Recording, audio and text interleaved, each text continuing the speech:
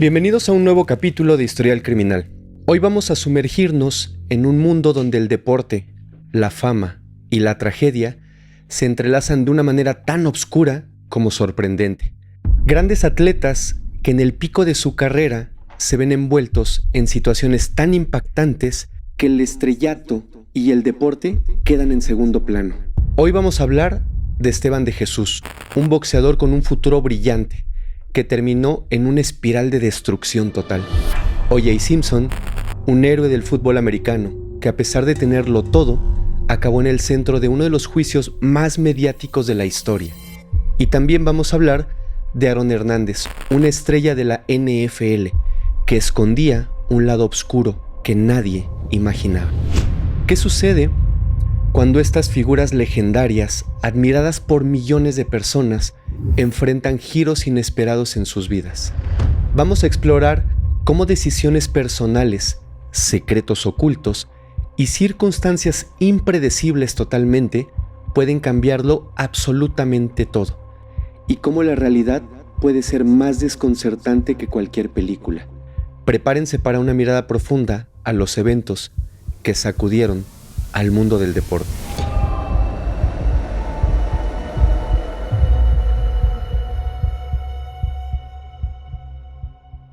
Esteban de Jesús. Esteban de Jesús nació el 2 de agosto de 1951 en Carolina, Puerto Rico. Creció en un entorno humilde, enfrentando las dificultades que muchos jóvenes de la isla experimentaban en esa época. Desde muy pequeño mostró un interés por el boxeo, algo muy normal en la isla, inspirado por las figuras legendarias de la época y la rica tradición boxística de Puerto Rico. Con el apoyo de su familia, Esteban se dedicó al deporte, buscando una salida a la pobreza que lo rodeaba en ese momento. A medida que él crecía, se empezó a distinguir por su determinación y por esas habilidades que tenía en el ring. Entrenaba arduamente y rápidamente comenzó a destacar en el circuito amateur de boxeo en Puerto Rico. Su talento natural para el boxeo lo convirtió en un prospecto muy interesante para los entrenadores y promotores locales. Sin embargo, detrás de su éxito en el ring, Esteban comenzó a experimentar desafortunadamente con sustancias prohibidas, una situación que eventualmente marcaría el resto de su vida. Esteban de Jesús debutó como boxeador profesional en el año de 1969 y muy rápidamente se ganó una reputación como un luchador tenaz y sumamente talentoso. Su estilo de pelea era agresivo, pero también era técnico, combinando velocidad, poder y precisión. Esteban se abrió camino en las clasificaciones, derrotando a oponentes formidables y ganándose un lugar en el escenario mundial. Su momento de mayor gloria llegó en el año de 1976, cuando se coronó campeón mundial de peso ligero del Consejo Mundial de Boxeo al derrotar a Guts Ishimatsu en un combate celebrado en Tokio, Japón. Imagínense en este momento a qué nivel había llegado, hasta dónde estaba ya estaba posicionado a nivel mundial. Esta victoria obviamente lo catapultó al estrellato y lo estableció como uno de los boxeadores más respetados de su época. Sin embargo, su carrera también estuvo marcada por su rivalidad con Roberto Manos de Piedra Durán, uno de los más grandes boxeadores de todos los tiempos. Esteban fue el primer hombre en derrotar a Durán, ¿se imaginan? Pero en sus encuentros subsecuentes, Durán se llevó la victoria, incluyendo una pelea por el título que consolidó la leyenda de Durán y empañó ligeramente el legado de Esteban. A pesar de su éxito en el ring, los problemas personales de Esteban comenzaron a afectar su carrera, como era obvio. Su adicción a sustancias ilícitas y su comportamiento errático se hicieron cada vez más notorios, lo que eventualmente condujo a una serie de derrotas que lo alejaron del estrellato. La vida fuera del ring se volvió cada vez más caótica para Esteban, cada vez más confuso. Él luchaba por tratar de mantener el control mientras su vida personal literalmente se estaba desmoronando. Es así que el 2 de marzo de 1980, la vida de Esteban de Jesús dio un giro trágico. Esto sucedió cuando se vio envuelto en un altercado fatal que cambiaría su vida para siempre. Según los informes, Esteban estaba conduciendo su vehículo cuando tuvo una discusión con un joven llamado Roberto Cintrón. Este joven apenas tenía la edad de 17 años. La discusión empezó por un incidente de tráfico en la carretera PR3 en Puerto Rico. La disputa escaló rápidamente y en un arrebato de ira, algo que Esteban no pudo controlar su carácter, no pudo controlar esa impulsividad que lo distinguía, sacó un y lamentablemente contra el joven Cintrón González. Este hecho conmocionó totalmente a la comunidad de Puerto Rico y al mundo del boxeo. Un ídolo había caído. Un ídolo que había alcanzado las cumbres del éxito, ahora se encontraba acusado de haberle quitado la vida a sangre fría a un joven de apenas 17 años. La imagen pública de Esteban se desplomó y el caso se convirtió en un tema de gran interés mediático, obviamente por haber sido una estrella que había alcanzado la cima prácticamente a nivel mundial. El ex campeón, que una vez fue admirado por su valentía en el ring, ahora enfrentaba la perspectiva de pasar el resto de su vida tras las rejas. El juicio de Esteban se celebró en el año de 1981 y fue un evento ampliamente cubierto por la prensa. Durante el proceso, la defensa intentó argumentar que Esteban de Jesús no estaba en pleno control de sus facultades mentales. Esto debido a las sustancias ilícitas que llevaba ya consumiendo durante algún tiempo. Ellos decían que esto había influido en su comportamiento el día del incidente, pero el jurado no encontró suficientes atenuantes para justificar el hecho de que le arrebatara la vida al joven de apenas 17 años. Y entonces Esteban de Jesús fue condenado. La sentencia fue contundente: cadena perpetua, sin posibilidad de libertad condicional. Esteban de Jesús fue enviado a la prisión estatal de Bayamón, donde comenzó a cumplir su condena. Ya en prisión, su salud obviamente se empezó a deteriorar con gran velocidad debido a su adicción y a la falta de tratamientos adecuados. Fue durante este tiempo que Esteban de Jesús fue diagnosticado con VIH, que en ese momento prácticamente era una sentencia debido a la falta de tratamientos efectivos. A medida que su salud empeoraba, la familia y los amigos de Esteban comenzaron a abogar por su liberación anticipada, argumentando, obviamente, que su condición terminal justificaba un acto de compasión que él no tuvo cuando sacó el y a sangre fría contra un joven de 17 años.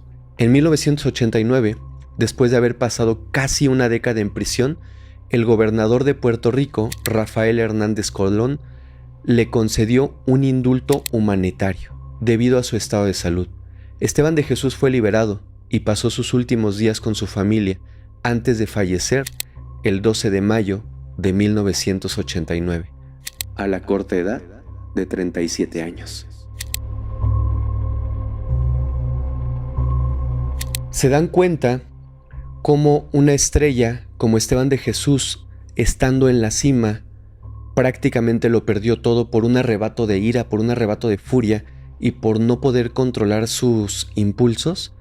Realmente es triste porque era un joven que en el momento de gloria estuvo en los más altos niveles del deporte. Desafortunadamente, no es la única persona que ha manchado su carrera deportiva por no poder controlarse.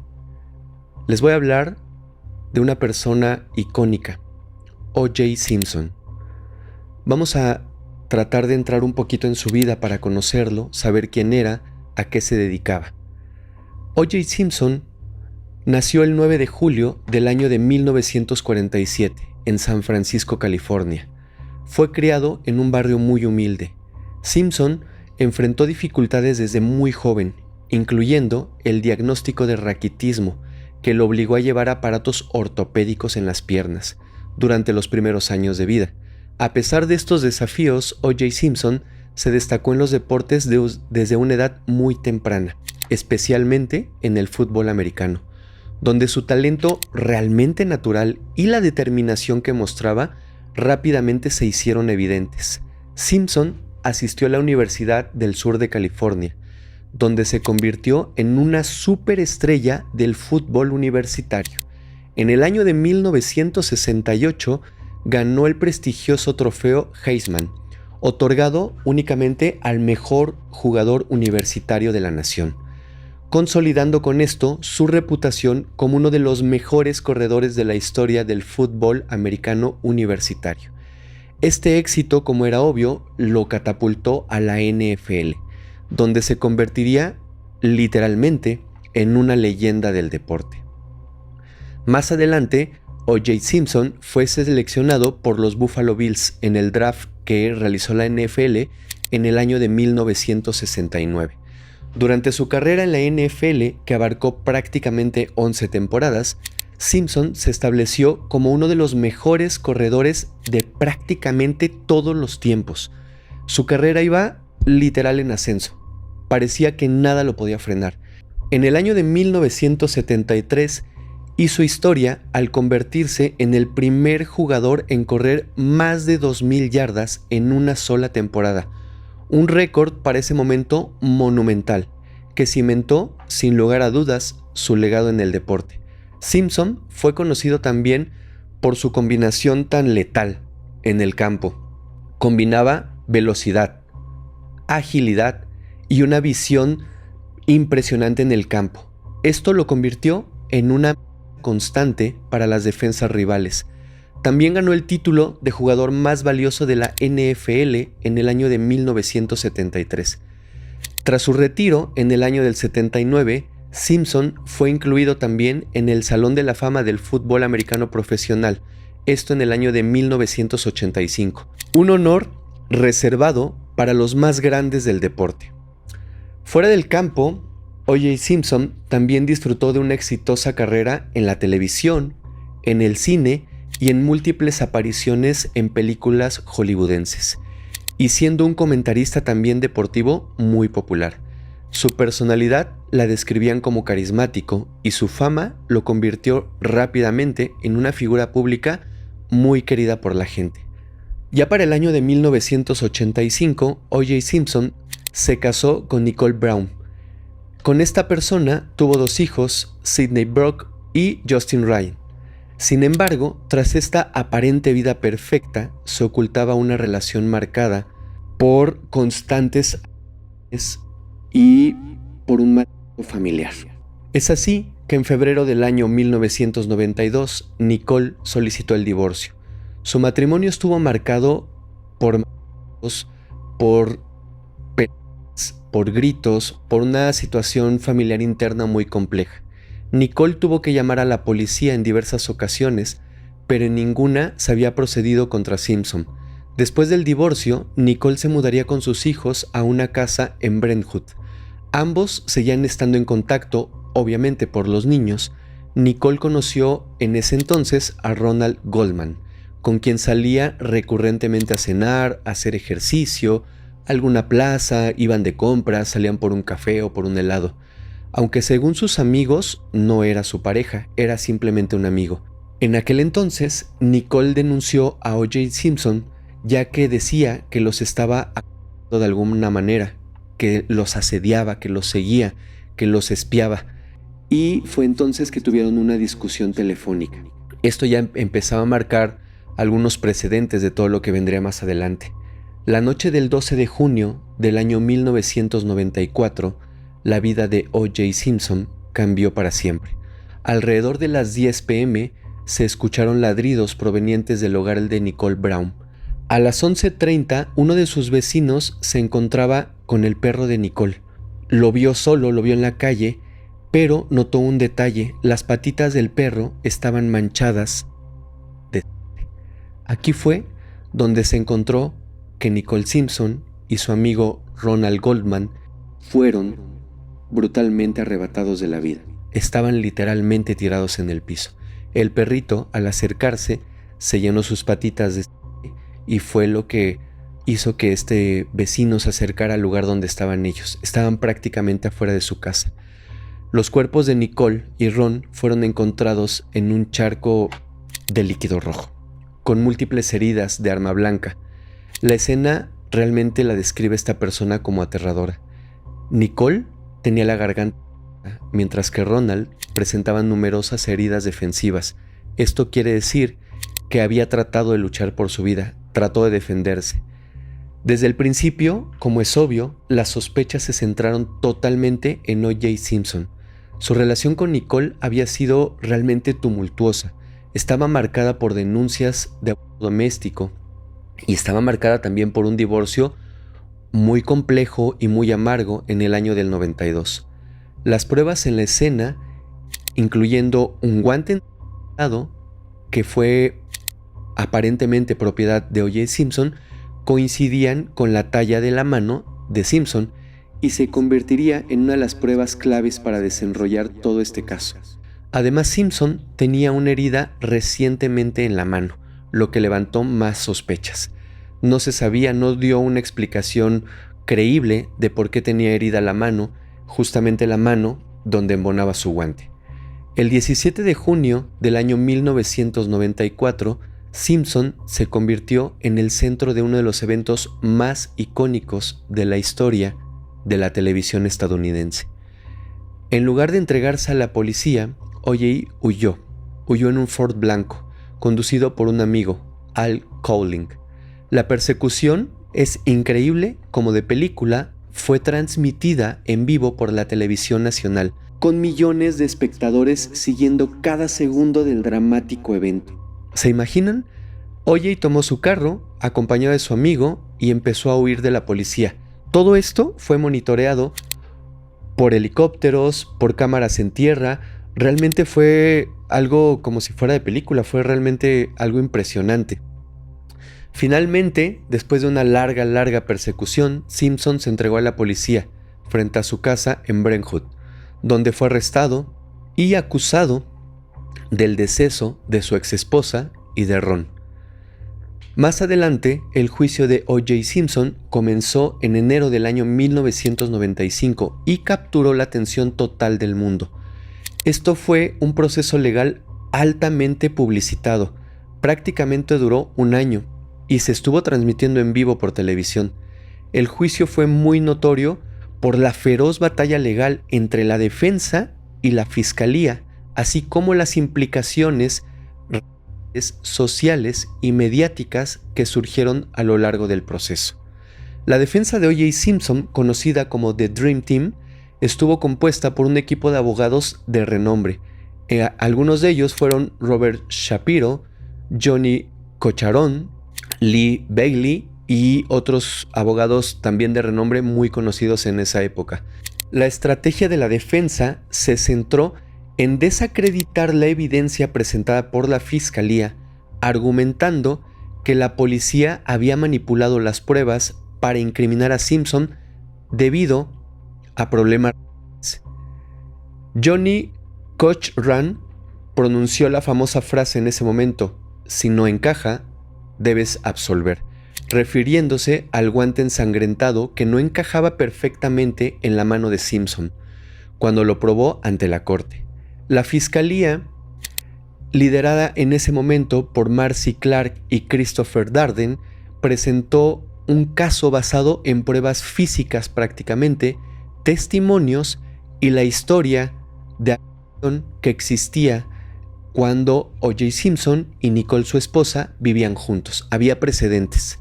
Sin embargo, enfrentaron dificultades al tratar de persuadir al jurado, especialmente en un contexto social cargado de tensiones.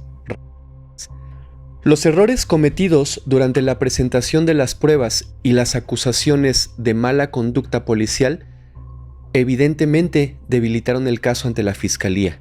El 3 de octubre de 1995, tras menos de 4 horas de deliberación, rápidamente, el jurado declaró a O.J. Simpson no culpable del deceso de Nicole Brown Simpson y de Ronald Goldman. El veredicto evidentemente dividió la opinión pública.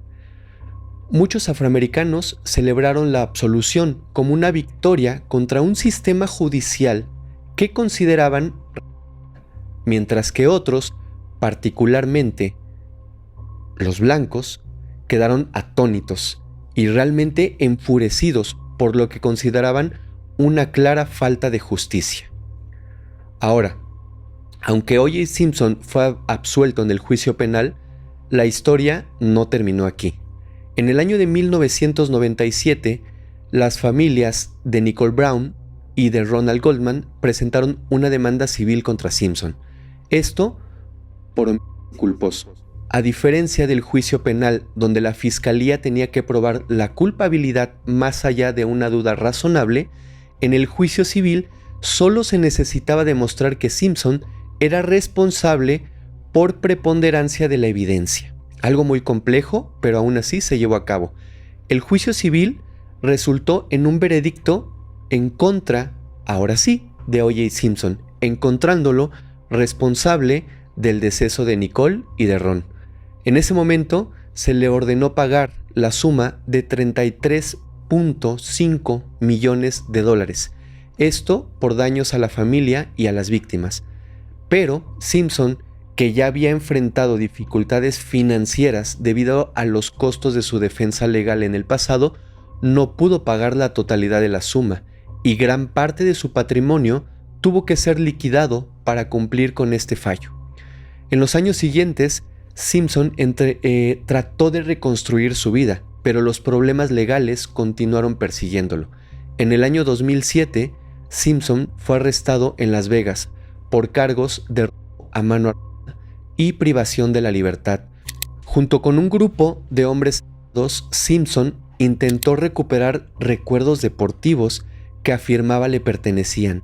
En el año 2008 fue condenado a un máximo de 33 años de prisión, esto por delitos, aunque fue liberado en el 2017 tras cumplir 9 años de sentencia. Realmente la historia de Simpson es impactante. Fue un jugador excepcional, tenía características impresionantes cuando jugaba, fue alguien excepcional. Su carrera deportiva no se vio truncada por los hechos que vivió en los años posteriores a su retiro. Sin embargo, no tuvo esa opción de vivir tranquilamente, de vivir un retiro en tranquilidad, de poder gozar de esa fama o de ese éxito que tuvo en su juventud. Después de su carrera, los años fueron tortuosos, llenos de demandas, llenos de trámites, llenos de cosas que tuvo que cumplir para poder estar en libertad, aunque al final, terminó sus días en la cárcel, pero realmente tuvo una vida muy difícil. Este es el segundo caso que les presenté sobre jugadores o sobre deportistas que desgraciadamente cayeron en el infortunio y en prisión. Les voy a contar un último caso. La persona de la cual les voy a hablar es Aaron Hernández, un prodigio del fútbol americano. Aaron nació el 6 de noviembre de 1989 en Bristol, Connecticut. Desde joven mostró un talento realmente excepcional para el fútbol americano, lo que lo llevó a destacarse en la escuela secundaria, donde jugó como ala cerrada inicialmente. Su desempeño en la cancha llamó la atención inmediatamente de las principales universidades que lo rodeaban y finalmente decidió, entre muchas opciones que tenía, asistir a la Universidad de Florida, donde jugó para los Florida Gators, bajo la dirección del entrenador Urban Meyers. Durante su tiempo en la universidad, Hernández se consolidó como uno de los mejores jugadores en su posición. En el año 2009 fue parte del equipo que ganó el campeonato nacional. Ese mismo año fue galardonado con el premio John McKay, otorgado únicamente a la mejor ala cerrada del país. A pesar de su éxito, algunos equipos de la NFL mostraron ciertas reservas al seleccionarlo en el draft. Esto debido a su historial de problemas fuera del campo. Había algunos rumores que decían que era consumidor de sustancias prohibidas y que además de esto tenía conductas, llamémosle, conflictivas. A pesar de estas preocupaciones, los Patriotas de Nueva Inglaterra lo seleccionaron en la cuarta ronda del draft de la NFL en el año 2010. Desde su primer temporada, Aaron demostró ser una fuerza dominante en la liga, formando una formidable dupla con otra ala cerrada, Robert Gronkowski, muy famoso por cierto también. Su habilidad para atrapar pases y su versatilidad en el campo lo convirtieron en una estrella literalmente en ascenso. Todo empezó a llegar a su vida: dinero, fama, fortuna. Prácticamente tenía todo lo que había buscado. El éxito de Aaron en la NFL le permitió alcanzar un nivel de vida que pocos, realmente muy pocos, pueden lograr. En el año 2012 firmó un contrato de 5 años por nada más y nada menos que $40 millones con los Patriotas, asegurándole esto no solamente riqueza, sino también un estatus realmente muy elevado en la sociedad. Este contrato incluía un bono de 12.5 millones, el bono más alto en la historia de la NFL para una ala cerrada en ese momento. Quizás hay bonos más altos para quarterbacks o para algunas otras posiciones, pero 12.5 millones para una ala cerrada en ese momento había roto todos los récords en las ofertas. Con su creciente fama, Aaron adquirió propiedades de lujo, como una mansión en Massachusetts donde vivía con su prometida, Shayana Jenkins, y con su hija. Fuera del campo, Aaron Hernández proyectaba una imagen pública impecable. Era un atleta joven, exitoso y un hombre de familia. Asistía a eventos de caridad, participaba en campañas publicitarias para distintas marcas y era considerado un modelo a seguir para muchos jóvenes. Era realmente admirado. Muchos jóvenes que eran aspirantes a jugadores de fútbol americano lo tenían como una figura o como una persona a seguir. Pero todo esto cambiaría. Detrás de la fachada de éxito y lujo había señales preocupantes. Durante su tiempo en la universidad, Aaron estuvo involucrado en varios incidentes que levantaron banderas rojas, pero que nadie quiso hacer caso. En el año 2007 fue cuestionado en relación con un tiroteo en un bar en Florida en el cual estuvo involucrado. Aunque nunca fue acusado formalmente, se sabe que estuvo involucrado en este evento. También hubo informes de que tenía una asociación y se le veía constantemente con gente peligrosa o individuos sospechosos. Es así como le llamó la policía, ya que tenía estas personas una conducta que a menudo se atribuía también al temperamento explosivo de Aaron. En la NFL, a la par, su desempeño en el campo era innegable, era realmente perfecto, hacía todo muy muy bien. Los rumores sobre su comportamiento fuera del campo aún así persistieron. Se dijo que mantenía vínculos con pandillas de su ciudad natal y que su vida privada estaba muy, pero muy lejos de ser tan perfecta como su imagen pública sugería en ese momento. Estos signos fueron en su mayoría ignorados o minimizados debido a su talento en el fútbol americano, que realmente era innegable, lo que permitió que sus problemas continuaran sin ser tratados, sin tener atención o simplemente sin ponerle un freno. Les voy a hablar un poco de otra persona involucrada en la historia que realmente fue la vida de Aaron. Su nombre es Odin Lloyd. Era un hombre de 27 años, originario también de Massachusetts. Jugaba como linebacker para un equipo semiprofesional de fútbol americano llamado Boston Bandits. Lloyd tenía una relación cercana con la familia de Aaron Hernández, ya que era el novio de Shani Jenkins, hermana de la prometida de Aaron Hernández, Shayana Jenkins. Esta relación familiar hizo que Lloyd y Hernández compartieran de alguna manera un vínculo muy cercano. Aunque no eran amigos realmente como se podría pensar, eran más bien conocidos con conexiones personales porque pues se dedicaban prácticamente a lo mismo, aunque a diferentes niveles evidentemente, pero pues estaban dentro del mismo medio. Lloyd era descrito por quienes lo conocían como una persona amigable y amante del deporte, con un gran sentido del humor. Hacía reír a las personas a su alrededor, era agradable y carismático. Sin embargo, su vida se truncó de manera trágica cuando fue hallado sin vida en un terreno industrial en Massachusetts. Esto sucedió el 17 de junio del año 2013. Su final marcó el comienzo de un caso que involucraría a uno de los nombres más importantes de la NFL, Aaron Hernández. El cuerpo de Lloyd fue encontrado en una cantera de grava cercana a un parque industrial, no muy lejos de la casa de Aaron Hernández. Lloyd había recibido múltiples y la escena presentaba varias pistas cruciales que más adelante tendrían gran relevancia. Cerca del cuerpo, la policía encontró casquillos de bala y una gorra con la marca de un equipo de fútbol americano. Todo esto, junto con un rastro de neumáticos que sugerían que había sido llevado hasta el lugar en ese vehículo. No se sabe si aún con vida o ya sin ella. Simplemente lo llevaron ahí en ese automóvil. Los investigadores también notaron que Lloyd tenía con él su teléfono móvil, el cual sería una pieza clave para esta investigación. A través del análisis del teléfono, la policía pudo rastrear las últimas llamadas de Lloyd. Esto lo conectaba directamente con Aaron Hernández. En las horas previas de su deceso habían estado hablando.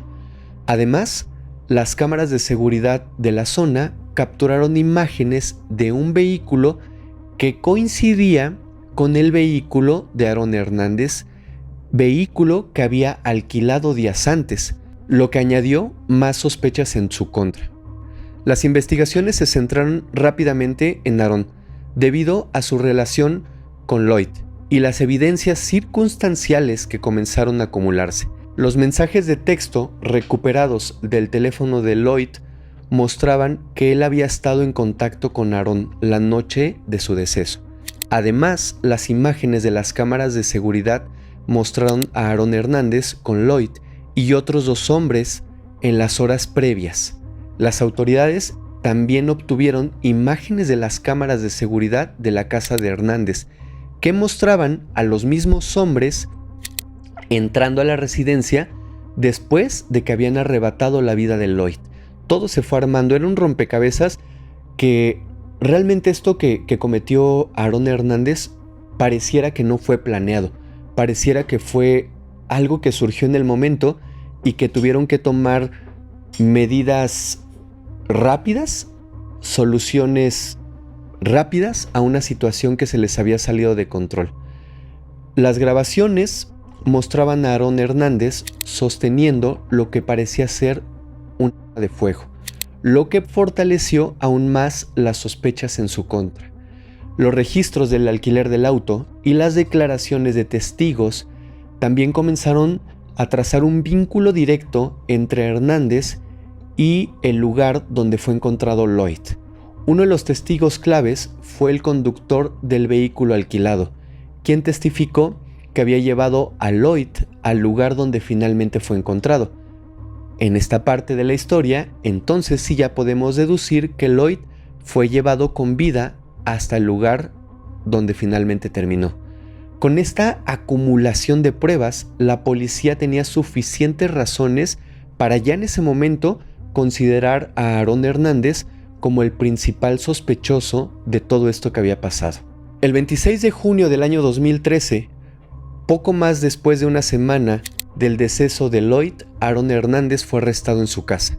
Las imágenes de su arresto, donde se le ve siendo escoltado y esposado por la policía, se difundieron rápidamente por todos los medios de comunicación, causando un gran impacto en la opinión pública. El arresto de una estrella de la NFL tan prominente como Aaron Hernández fue un shock para muchos, especialmente para todos los aficionados de los Patriotas de Nueva Inglaterra. Por su parte, los Patriotas tomaron la decisión de despedir a Hernández inmediatamente, prácticamente el mismo día que fue arrestado. Incluso antes de que las acusaciones fueran formalizadas, ellos ya tenían conocimiento de esto e inmediatamente se deslindaron de él. Este acto reflejaba obviamente la gravedad del caso y la presión que el equipo sentía para distanciarse de cualquier asociación con un posible culpable. La reacción pública fue de incredulidad y de sorpresa. No lo podían creer. Mucha gente se preguntaba realmente cómo un atleta tan exitoso podría estar involucrado en actos tan viles. El arresto de Aarón Hernández marcó el comienzo de un proceso judicial que sería seguido de cerca por todos los medios de comunicación y que eventualmente revelaría detalles oscuros, realmente oscuros, sobre su vida y su comportamiento. El juicio de Hernández por el deceso de Lloyd comenzó el 29 de enero del año 2015 en el Tribunal Superior del Condado de Bristol, esto en Massachusetts. El caso atrajo una atención mediática realmente significativa, debido tanto a la fama de Hernández como a la naturaleza y la brutalidad de sus actos. Desde el inicio del juicio, la Fiscalía presentó un caso sólido, basado en pruebas circunstanciales y forenses que vinculaban directamente a Aarón Hernández con el deceso de Lloyd. Por su parte, la defensa de Aarón Hernández intentó argumentar que aunque Aarón estaba presente en la escena, él no fue el autor. Sostuvieron que no había pruebas directas que lo colocaran como el tirador o como quien había jalado del latillo, y sugirieron que otros individuos presentes esa noche podrían haber sido los verdaderos responsables. Además, intentaron desacreditar a los testigos presentados por la Fiscalía y trataron de minimizar la importancia de las pruebas circunstanciales. Después de 7 días de deliberaciones, el 15 de abril del año 2015, el jurado encontró a Aarón Hernández culpable. Este veredicto implicaba una sentencia prácticamente automática de cadena perpetua, sin posibilidad de libertad condicional, sin posibilidad de pagar absolutamente nada para quedar en libertad. El veredicto, como era de esperarse, impactó fuertemente tanto a la opinión pública como al mundo deportivo, como a los fans de Aarón, por supuesto, y a todas las personas que eran fans de los Patriotas de Nueva Inglaterra. La imagen de Aarón Hernández, que alguna vez fue una de las estrellas emergentes más prometedoras de la NFL, había quedado prácticamente destrozada. Una vez sentenciado, Aarón fue trasladado a la prisión de máxima seguridad Sousa Baranowski, esto en Massachusetts. Durante su tiempo en prisión surgieron nuevos cargos en su contra, relacionados con un doble deceso ocurrido en Boston en el año 2012. Aunque finalmente fue absuelto de estos cargos en el año 2017, el juicio reveló más detalles sobre la vida de Aarón Hernández antes de su arresto. El 19 de abril de 2017, apenas 5 días después de ser absuelto en el caso del doble deceso, Hernández fue encontrado sin vida dentro de su celda. Se maneja la versión de que se por su voluntad, pero también hay una versión que dice que dentro de prisión, al tener tantos problemas, alguien había hecho parecer esto como una decisión de Aarón, pero realmente no había sido así. Le habían quitado. Realmente no se supo cuál de las dos versiones fue la correcta, pero esta fue la manera tan trágica en que perdió la vida. Les acabo de contar 3 historias de 3 deportistas exitosos que estuvieron en la cima de la fama, en la cima del mundo del deporte, por actos circunstanciales, arrebatos en su carácter, por no poder controlarse, por no poder tener el control de sus acciones. Los 3 terminaron con finales realmente fatídicos. Y así como estos casos, hay muchos otros que en otro momento les contaré, que también son muy fuertes y que merecen tener un capítulo completo. El deporte es pasión, es esfuerzo y es gloria. Pero en estas historias También nos recuerda que nadie está exento de la oscuridad. Los ídolos caen, las leyendas se desmoronan y la línea entre héroe y villano se difumina. Al final, la justicia siempre encuentra su camino, aunque el precio sea la caída de aquellos que una vez estuvieron en la cima. Yo soy su amigo Fermex y los invito, si les gustó este capítulo, a compartirlo, a dar like o dejar un comentario en cualquiera de las plataformas en la que nos estén viendo o escuchando. Yo los espero la próxima semana, como siempre, para que juntos nos adentremos en la mente de algún criminal y tratemos de entender por qué lo hizo. Gracias.